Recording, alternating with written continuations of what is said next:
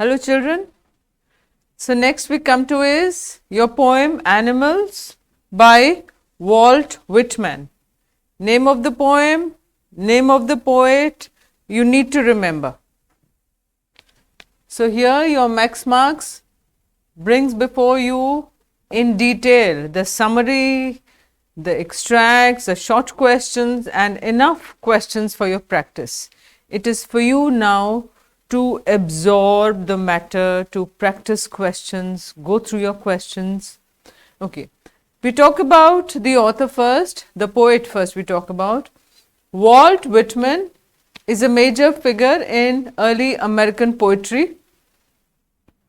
He broke the tradition of rhymed and metrical poetry. He was famous for writing a revolutionary kind of poetry, which was in free verse, a non-conformist in all respects.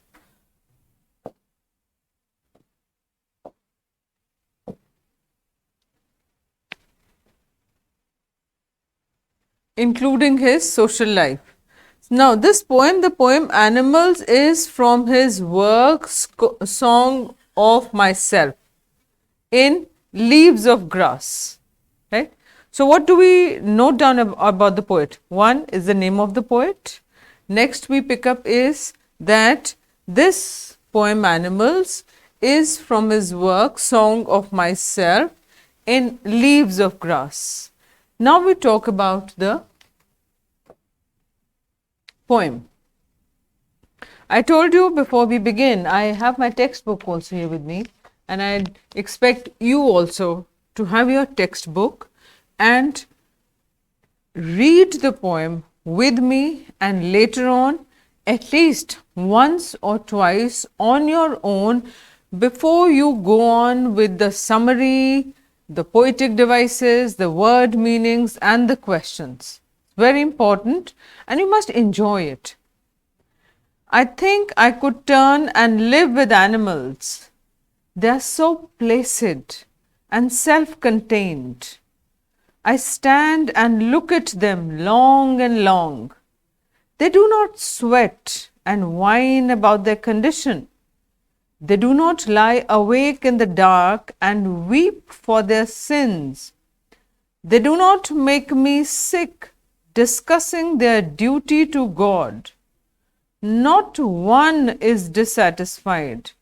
Not one is demented with the mania of owning things. Not one kneels to another, nor to his kind that lived thousands of years ago.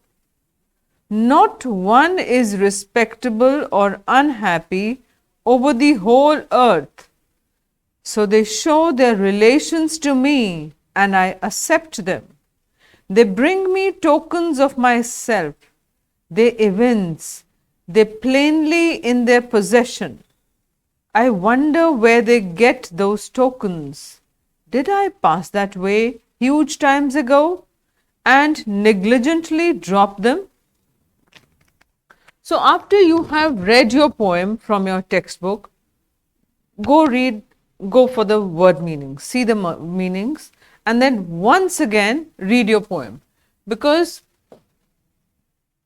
that would annoy the poet if you do not enjoy the poetry the way it is meant to be enjoyed. Now, moving on to the summary, you have an option. You could go for the summary first and then go with the poem. In this poem, the poet Whitman compares man to animals.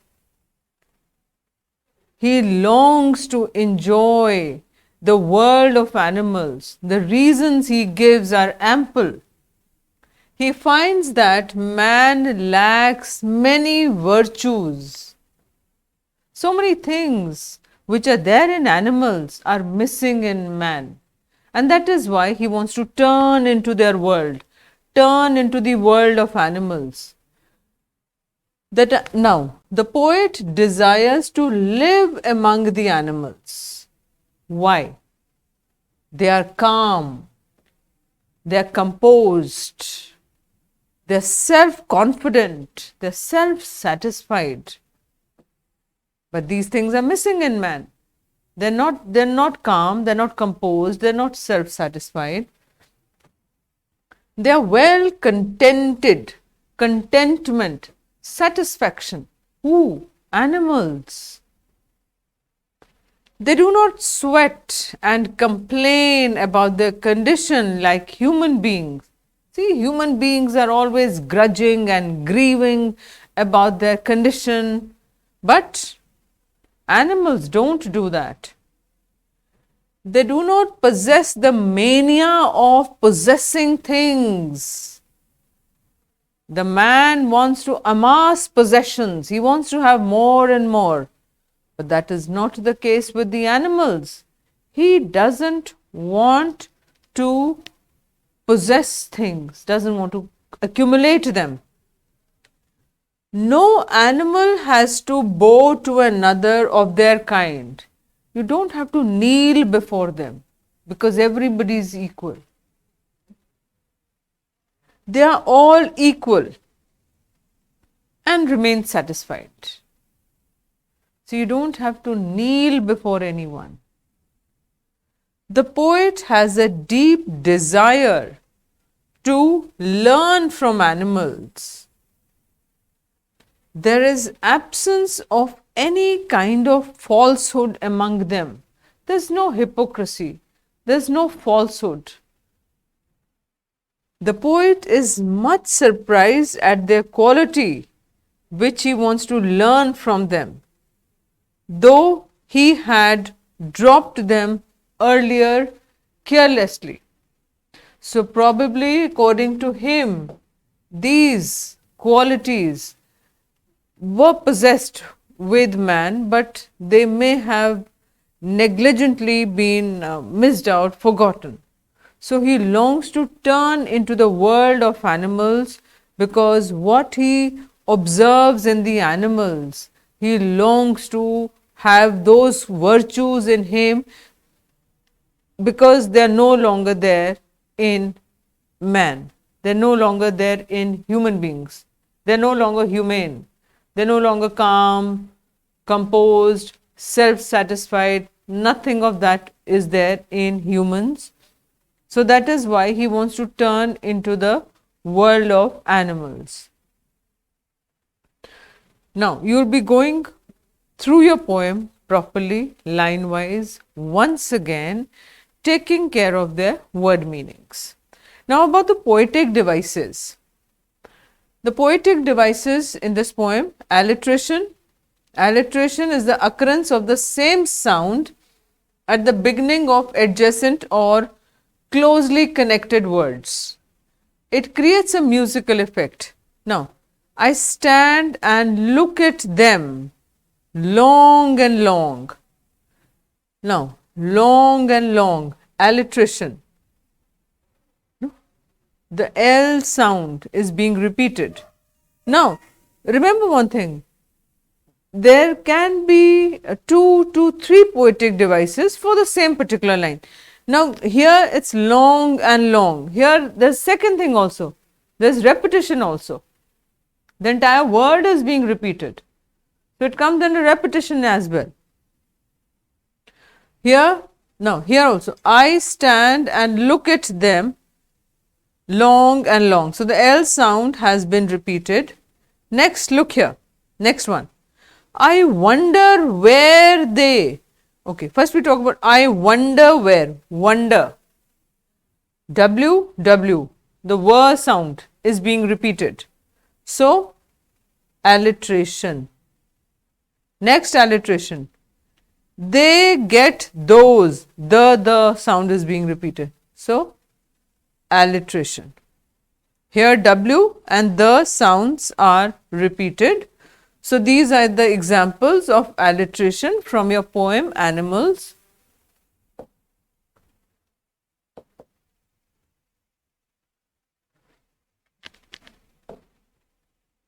Now, the repetition. Poet often repeats single words of phrases, lines and sometimes even whole stanzas at intervals to create a musical effect. The entire thing is being repeated. I stand and look at them long and long. See, now the word long is being repeated, so the poetic device is repetition. Now, what are they trying to repeat? What are they trying to emphasize? The length of the time the poet looks at the animals, long and long. Anyway, we are talking about the poetic device.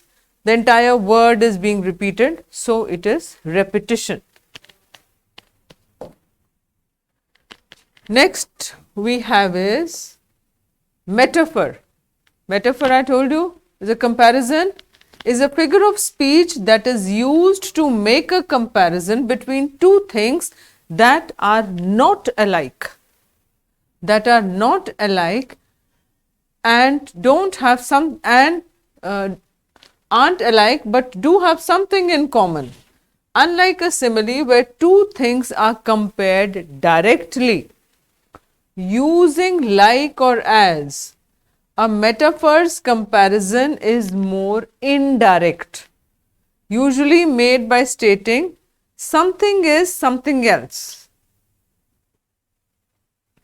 Now, metaphor is very expressive, not to be taken literally.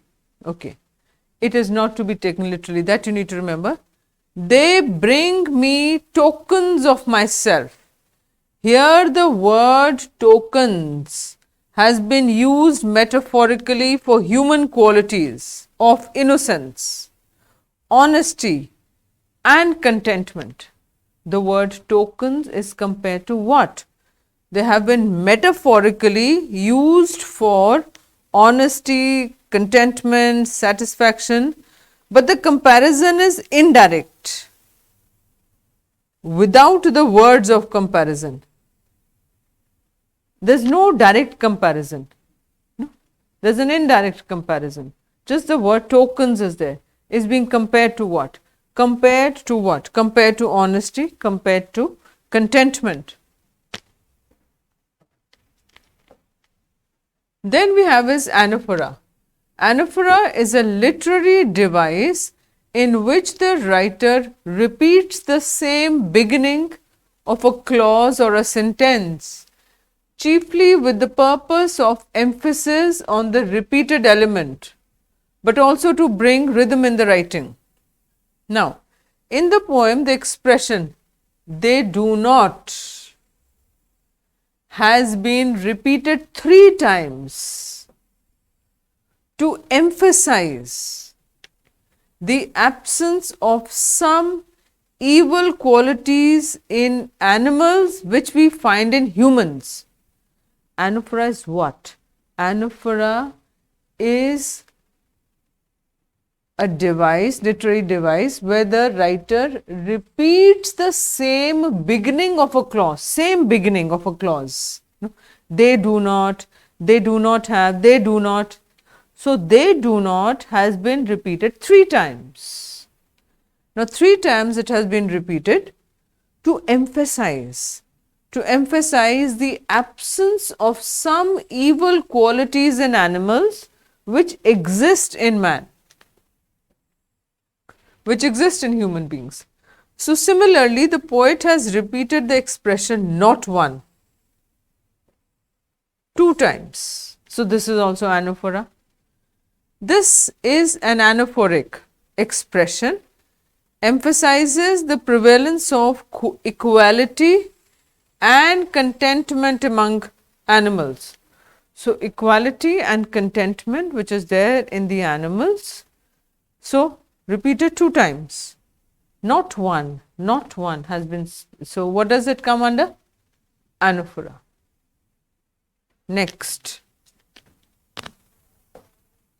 Next is pun. Pun is a literary device where the poet plays upon a word. इस word को आप ध्यान में रखोगे. Plays upon a word. No? A word carrying more than 1 or 2 meanings. No? Now, here he plays upon a word using it to mean different things at the same time to create a humorous or rhetorical effect. right? What is pun? Pun is a literary device where the poet plays upon words. He plays upon words, using it to mean different things at the same time, in order to create a humorous or rhetorical effect. I stand and look at them long and long. See, look at the third poetic device for the same word. We had long was used for alliteration, then the repetition. Now it is also coming under pun. The word long, long is carrying two meanings. No? I stand and look at them long and long. The word long that has been used twice has been punned upon. How? No? The poet means that he stands and looks at the animals for a very long time, long and long. And the second meaning now, he longs, he desires to be one of them. So, word carries two meanings. He looks at the animals for a very long period of time, and he also has a desire to be with them. Now, with this, we come to your end of the poem, the poetic devices, and I read out the poem from the textbook. There's one thing before that I'd like to share with you, is that I was going through the newspaper today, and I'll just tell you how you must improve your vocabulary. Every day pick up at least at least 2 words. That's minimum 2 words. You could go up to 5. Don't go beyond that, because then it gets little boring after that. It's between 2 and 5. Now, when you go through the news and you see a word, like I was going through the news and I felt the word confluence, I must note down. So, what I did? I used a highlighter.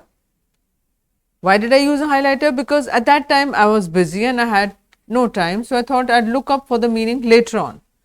Then again there was another word, resilience.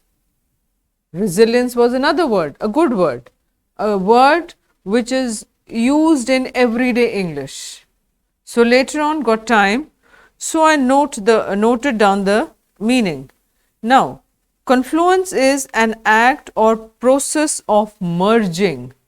The function of two rivers, especially rivers which are approximately of equal width. Then resilience, the capacity to recover quickly from difficulties or toughness.